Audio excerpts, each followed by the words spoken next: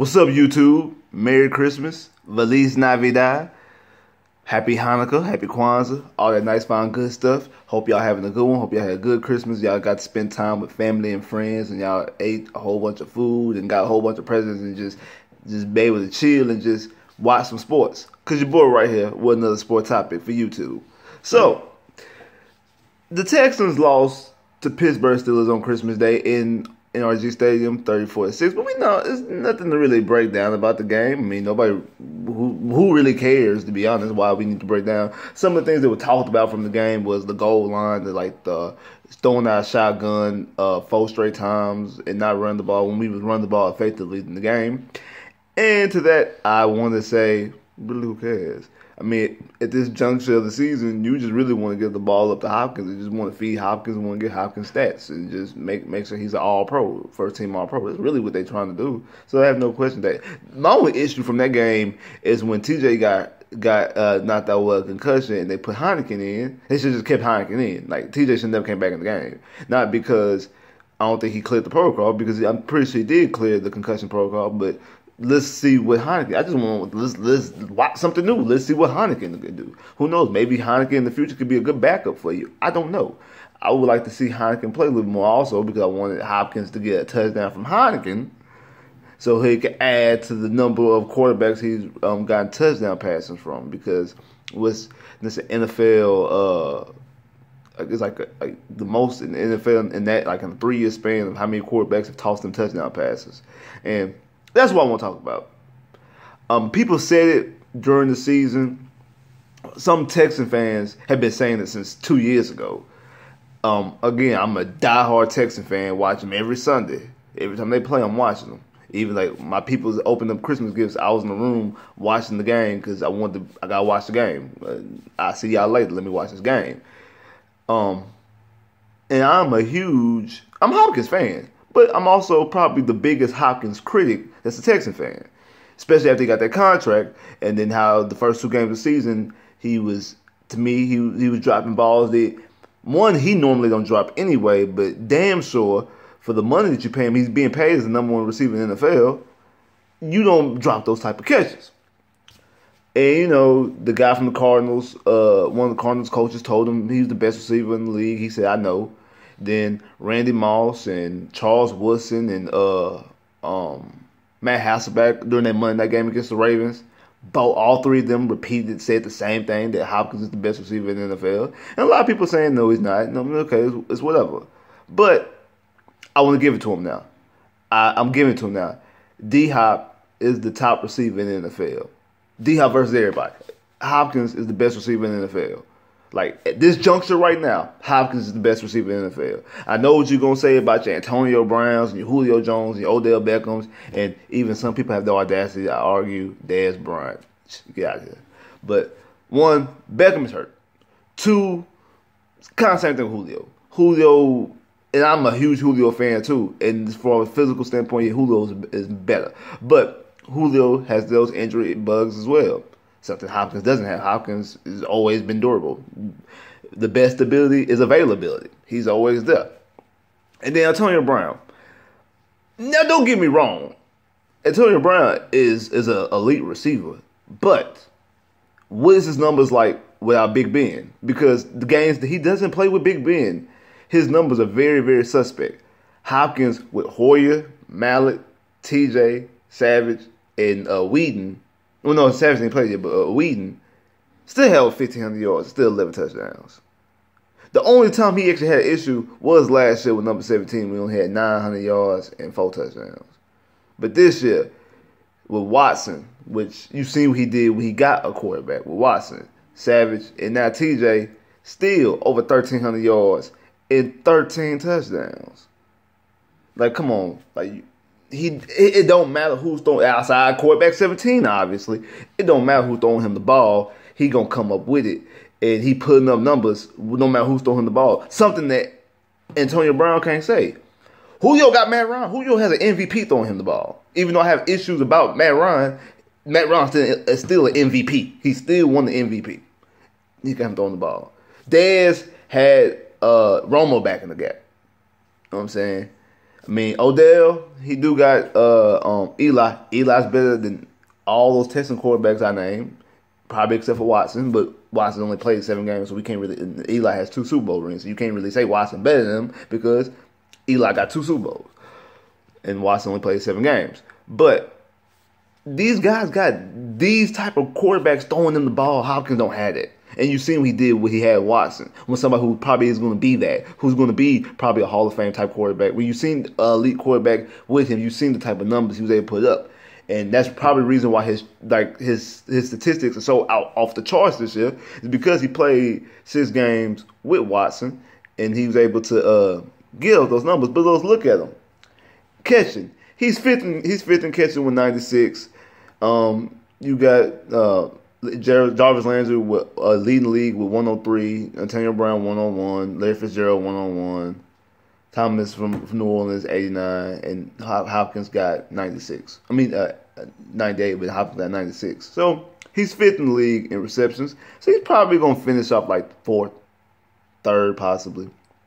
But yards, he's 2nd in the league in yards, right behind Antonio Brown. Got 1,500 yards, 1,300 yards. Hopkins, 1,378, 2nd in the league, above Julio. Touchdowns, we already know he's leading the league in touchdowns with 13. He's leading the league with 13. Adams from Green Bay got 10. Graham is a tight end, got 10. Antonio Brown, the next receiver, got 9. Then Alshon Jeffrey got 9 as well. So he's gonna end up leading the league in touchdowns. He might. It's a stretch if he would have to have a huge game against the Colts, which the Colts have a bad secondary, to end up leading the league in yards.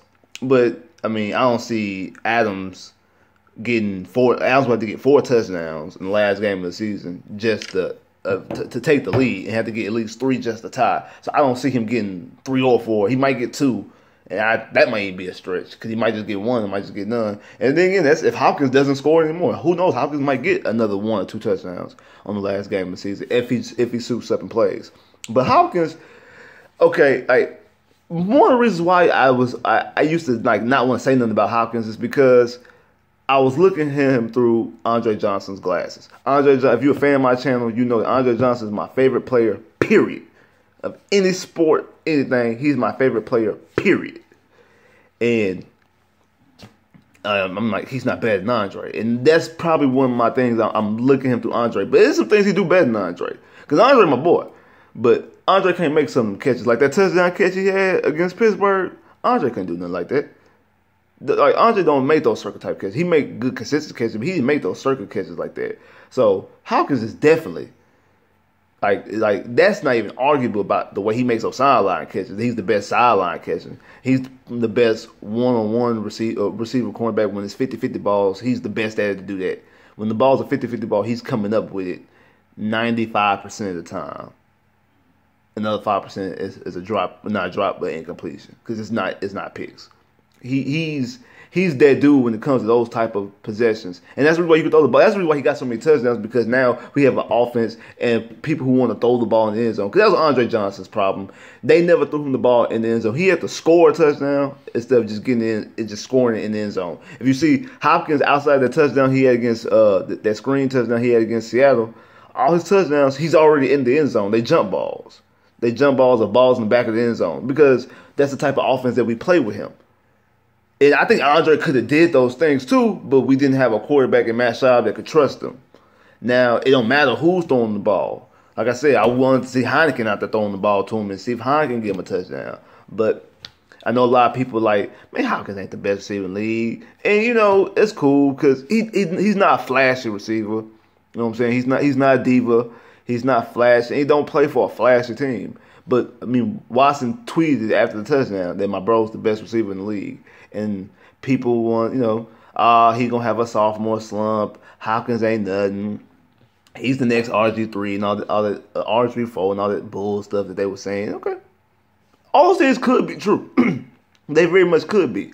I don't believe that to be the case because I believe when you get Watson back in there, it don't really matter what the defense do. I believe when you get Deshaun Watson back there, he plays a full 16-game season. This will be a top 5 offense, and this team will win 10 to 11 games. I firmly believe that.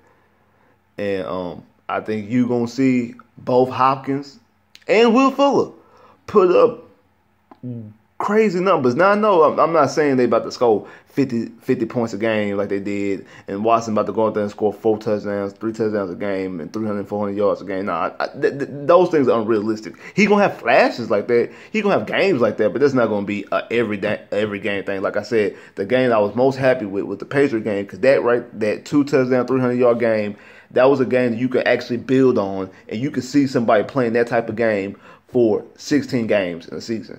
And I think you can get stuff like that done. You're going to see both Hopkins and Will Fuller put up statistics, and they'll be considered the best receiving duo in the NFL.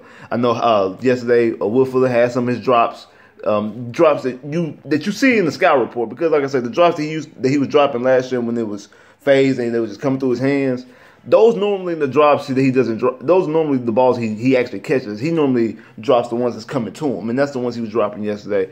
And I'm gonna say I'm kind of the situation he was in. Like I'm not really, because I seen what he was doing with Watson, and I believe in him now.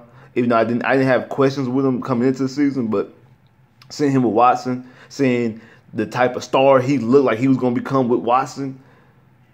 And then now it's going to be even more crazy, because the way Hopkins putting up numbers, people are going to put their attention on Hopkins, and they're going to leave Fuller open. So this offense is going to be sick next year. Like this offense really is going to be sick, because you're going to have a future top 5 quarterback playing. You're going to have, in my opinion right now, like I said, I'm going to give it to him, best receiver in the league playing, and you're going to have a button receiver and Will Fuller, who's going to be a top. I think under the tutelage of Watson, that he could be a top 10, top 15 receiver, and which if your second receiver is a top 15, top 20 receiver, you good. If your number 1 receiver is a top 4 or 5 receiver in the league, and your number 2 receiver is 15, you good. You good. Definitely the best receiver duo in the NFL if you got that. So I believe that's what's gonna happen. And like I said, DeAndre Hopkins versus all the other receivers. I mean, you can throw up Odell, and Odell put up numbers. Odell put up a lot of touchdowns too. I was looking at Odell's stats. His yards okay. Like his yards are not just amazing. It's not like Calvin Johnson or Julio Jones, who be putting up 300-yard games, or Calvin Johnson putting up 2,000-yard seasons. But his touchdowns are there. Like Odell touchdowns. It's crazy. Odell got some crazy touchdown numbers. Like he's getting 13, 14, 15 touchdowns a season. But his yards are regular. His yards are regular. And Hopkins is putting up more yards than 1,500-yard seasons here now. I don't think Odell's had 1,500-yard seasons. I think his most is 14. And Hopkins is looking at possibly reeling in another 1,500-yard season. Depends on what happens against Indy.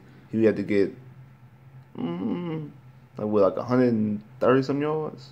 Yeah, 120 some, 130 some yards against Indy to get at least 15.